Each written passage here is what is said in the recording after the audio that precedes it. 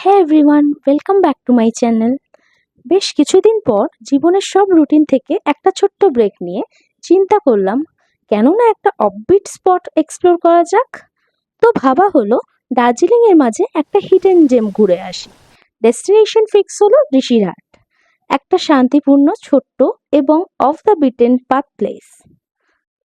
রাত 11:55 হাওড়া থেকে Howrah NJP express ধরে নিলাম আমরা। ট্রেন ছুটতেই শুরু হলো মজা, রিলস তৈরি, লাউড মিউজিক, হাসি তামাশা। পুরো রাতটা একটা ছোট্ট সেলিব্রেশনের মতো কেটে গেল। সকালবেলা ঠান্ডা হাওয়ার মধ্যে এনজিপিতে পৌঁছলাম। প্ল্যাটফর্মে গিয়ে হাঁটতে হাঁটতে পার্কিংয়ে পৌঁছে দেখলাম আমাদের গাড়ি অলরেডি অপেক্ষায়। ড্রাইভার দাদা হাত নাড়াচ্ছেন নতুন একটা অ্যাডভেঞ্চারের শুরুতে আমাদের সাথী হতে। জার্নিটা শুরু হলো আর কিছুক্ষণের মধ্যেই রোহিণীতে ঢুকলাম। সেখানে একটা ছোট্ট নোংরি রেস্টুরেন্টে খেয়ে নিলাম গরম গরম জুসি মোমো। বিলিভ মি, মোমোটা ছিল একদম নেক্সট লেভেল। তারপর আবার রাস্তায় রওনা দিলাম আমাদের ডেস্টিনেশন ঋষিরহাটের দিকে। কার্শিয়াং ঘুম সোনারা দিয়েই যাচ্ছিলাম। পুরো রাস্তাটা খুব ভালো লাগছিল, যেন মনে হচ্ছিল পুরো স্বপ্নের দেশ। কিছুটা যেতে যেতেই একটু পরে রাস্তায় পড়লো হেমা ফলস। সকালে বৃষ্টি হয়েছিল বলে ঝর্ণার জল অনেক বেশি ছিল, তাই আরো সুন্দর লাগছিল। নেমে পড়লাম এবং জায়গাটা একটু ফিলও করে নিলাম। একটু ফটো সেশন, একটু হাসি মজাক, আর তারপর আবার চলে পড়লাম ঋষিরহাটের দিকে। আবার কিছুটা সাইট সিইং করতে করতে মাঝ রাস্তায় ড্রাইভার দাদা দাঁড় করালেন একটা জায়গায়। নাম ছিল monkey view point. As expected অনেক মাঙ্কি।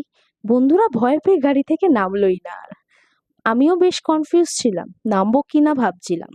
শেষ পর্যন্ত নামার আর সাহস পেলাম না। শেষ পর্যন্ত পৌঁছালাম ঋষিরহাটের স্টেতে। নাম ভার্গোহুড হোমস্টে। হোমস্টেটা ছিল একটু নিচে, সো গাড়ি থেকে নেমে একটা ছোট্ট ট্রেক করতে হতো, মাত্র 5 মিনিট।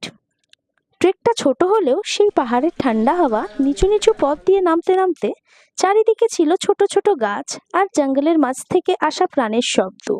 সবকিছু মিলে একটা আলাদা শান্তি লাগছিল। হোমস্টেটা এখনো আন্ডার কনস্ট্রাকশন ছিল, কিন্তু সারপ্রাইজিংলি ক্লিন, কোজি আর পারফেক্ট একটা অফবিট স্টে এক্সপিরিয়েন্স। আমরা 2টো রুম নিলাম। প্রতিটা রুমে 4জন থাকার ব্যবস্থা ছিল। হোস্টদের ব্যবহার ছিল অনেক ভালো, ফ্রেন্ডলি, হেল্পফুল, আর একদম নিজের মতো ফিল করছিলাম। বিকেলে চা স্ন্যাক্স খেতে খেতেই চলে গেলাম হোমস্টের ছোট্ট একটা ভিউ পয়েন্টে। চারিদিকে শান্ত পাহাড়, উপরে মেঘ জমে থাকা আকাশ, আর সবকিছু চুপি চুপি যেন পৃথিবী একটু থাম নিয়ে গেছে। পাখির শব্দ ছাড়া কোনো আওয়াজ নেই। বসলে মনে হয় এই শান্তিটা চিরদিন থাকলে ভালো হতো। সময়টা যেন একটা আলাদা গল্প হয়ে বসে আছে, স্লো, সবুজ আর মন ভরা। রাতে বনফায়ার লাগানো হলো। গান, হাসি, গল্প। একটা দিনের মধ্যে এত গল্প জমে গেল যে মনে হলো ছোট ছোট ট্রিপও অনেক কিছু দিয়ে যায়। এভাবেই শেষ হলো আমাদের ঋষিরহাটের ট্রিপের প্রথম দিন। নেক্সট দিন আরও অ্যাডভেঞ্চার, আরও নতুন জায়গা এক্সপ্লোর করব। সেটা থাকবে নেক্সট ব্লগে। So don't forget to subscribe and stay tuned.